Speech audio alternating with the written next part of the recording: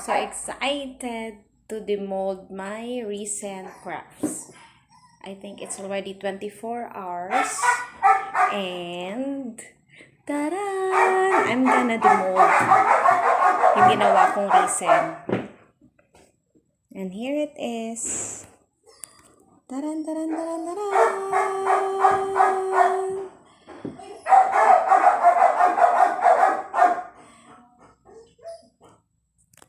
Actually, it's my first time, so totoo lang, this is my messy masterpiece.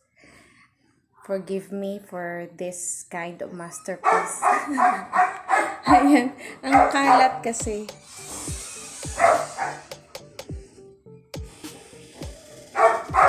And I'm going to demold it right now. Shall we, baby?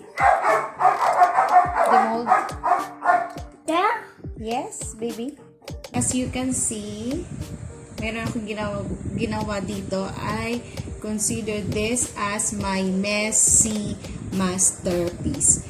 So, first time ko kasing gumawa ng resin na, na crafts. So, kasi, I was really amazed na mga ginagawa nila on YouTube. That's why gumawa din ako, and I made this for my friends. Handmade para sa kanila, handmade na may kasamang love. Okay? May kasamang love. So right now, naka 24 hours na po ito. So I'm going to demold it. I don't know kung anong kinalabasan. Pero kasi, ang messy ko talaga. But, well, I considered ilang percentage to have a failure. So, it's okay. Ayan. But, next time, syempre, mag-improve ako. So, unahin natin is this one. Itong letters. Gagawin ko pa itong keychain. So, I have pa materials for the keychain. Yung mga parts para sa keychain. So, i-demold na lang muna natin. And later on, I will just put that, yung keychain. I will just put, yeah.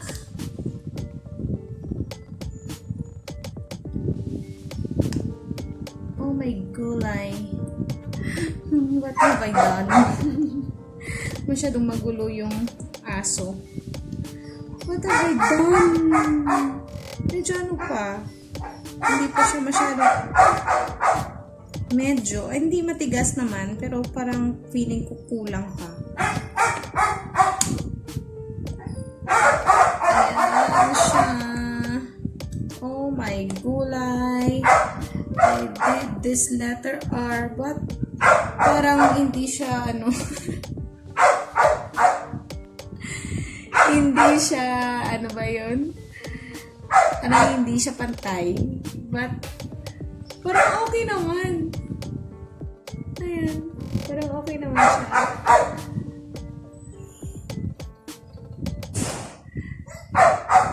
Ay. It's supposedly ito, pangalan ng person, but then na-scatter ko yung letters. Paglagay ko, na-scatter ko doon sa mold. So, that's why, ito na lang yung ginawa ko.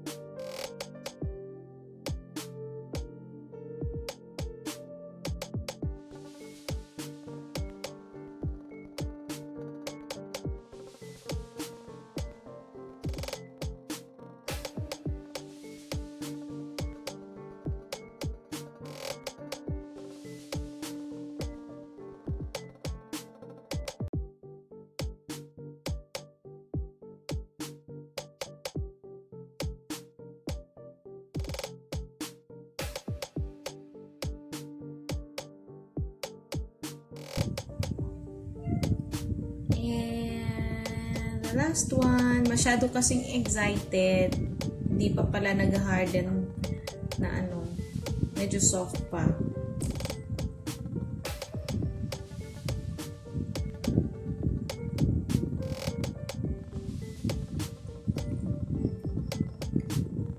Feeling kang cute. Feeling lang. Hello. Ang cute niya.